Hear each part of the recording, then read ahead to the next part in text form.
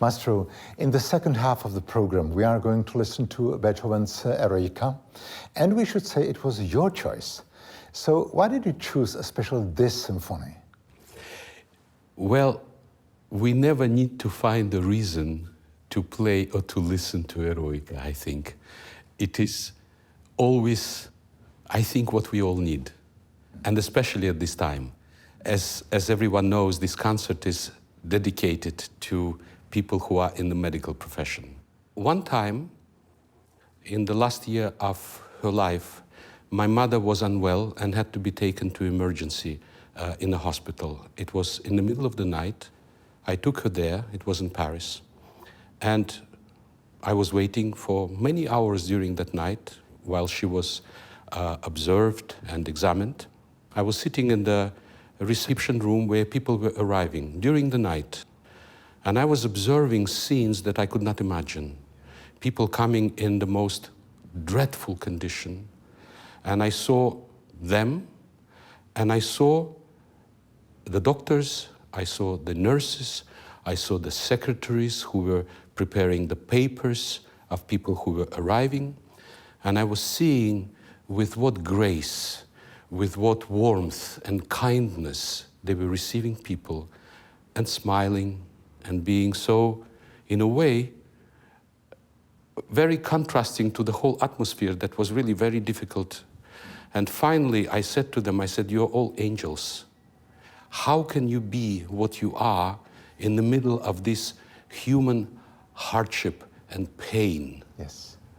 And that taught me a great deal, because we don't really, when we are well, we don't imagine that every single day people in the medical profession, especially those who work in the hospitals, have to be confronted with this kind of human condition. Sure. And right now, this concert we really would love to dedicate to them, because that's exactly what they do. And they are doctors of our body. Now, we are fortunate as musicians to be the doctors of human spirit and the doctors of the soul. And that's equally important. And the Eroica, in a way, is something that deals exactly with that human condition that Beethoven himself lived. 13 years after he composed the symphony, he was back to Heiligenstadt, where many years earlier, 1 year before he composed the Eroica, he wrote a so-called Heiligenstadt Testament, which was addressed to his brothers. And there he revealed his state of mind. He was basically suicidal with his deafness. Someone would say, "What a beautiful bird is singing," and he cannot hear it. Yes. And so he didn't know how to go on living. I think it is an sort of an image of a great hero who finds himself in great darkness, as he himself did, who has to find a way to light. And the symphony is essentially about that. And so at that time, in 1817, when he was back in Heiligenstadt, a friend asked him a question: "What is your favorite symphony?"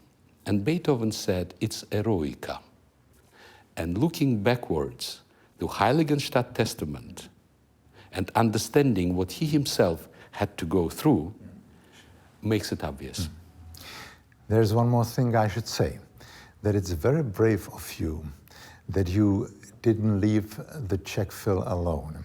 It would be fully understandable if you would say, "I'm sorry, I'm leaving and I'm coming back when this terrible situation is over." But you didn't do that. You are still standing like a captain on a bridge with your crew, and that's very brave, and we appreciate it very much. Thank you, Marek. You know, the idea of leaving my orchestra, which is my family, never even came to my mind.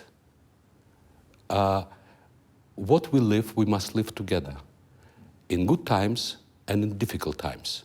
So for me, it's absolutely unthinkable not to be with my family in this moment.